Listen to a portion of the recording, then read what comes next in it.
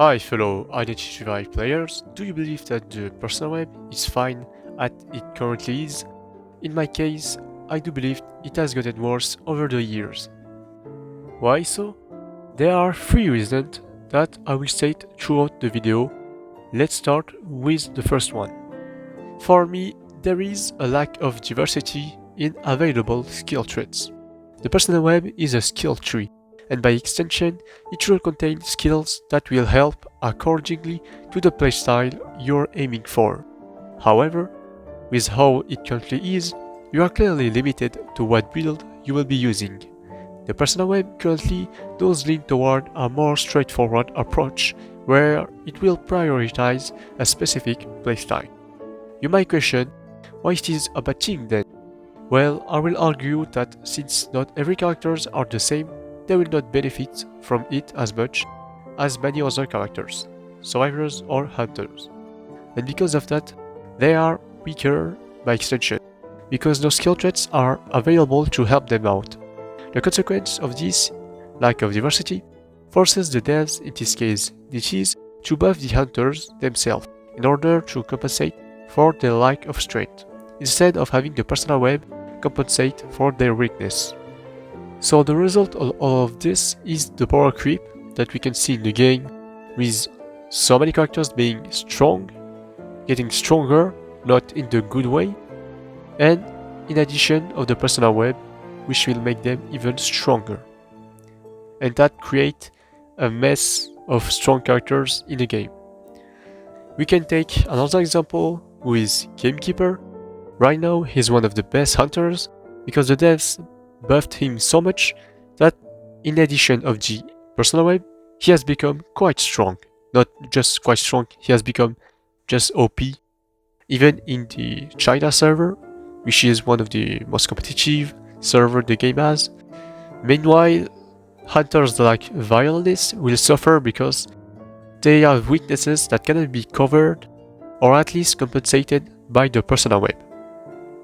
So the second reason is that the personal web does not have some skill traits or just skill traits to help survivors based on their abilities.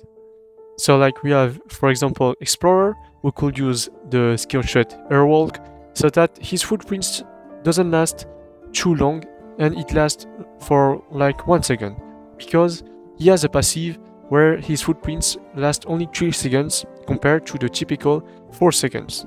That is one example of unique combo or synergy.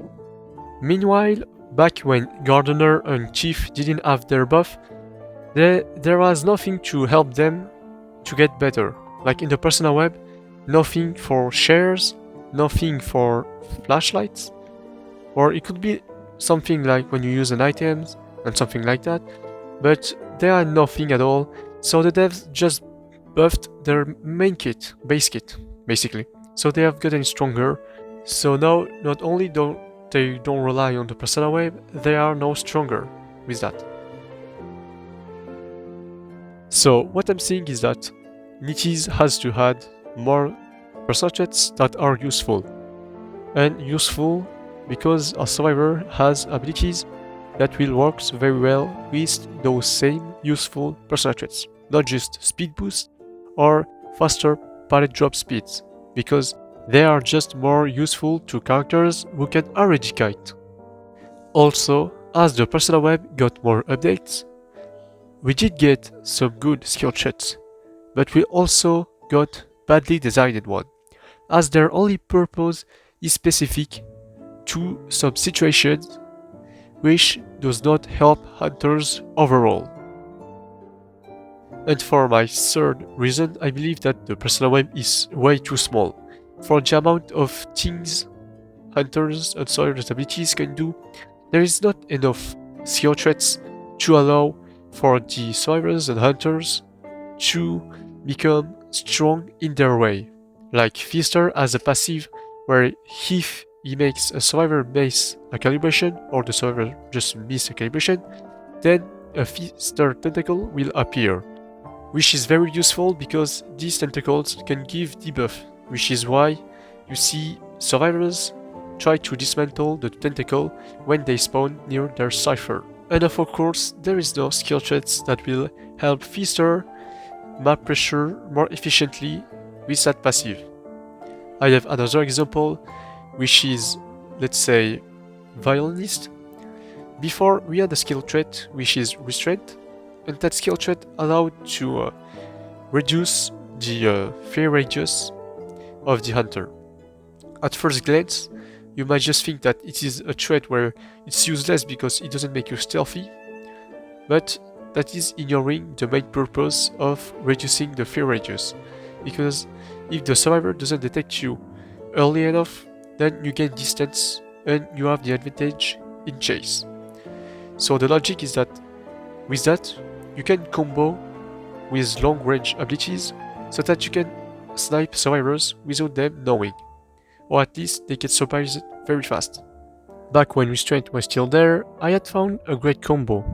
Restraint with Street Sweeper, because Street Sweeper could detect healing survivors that are 32 meters away from you when you max that skill, and with Restraint, you have a reduced fear radius, so you could basically see the survivors and they will not know that you were there, which is pretty cool.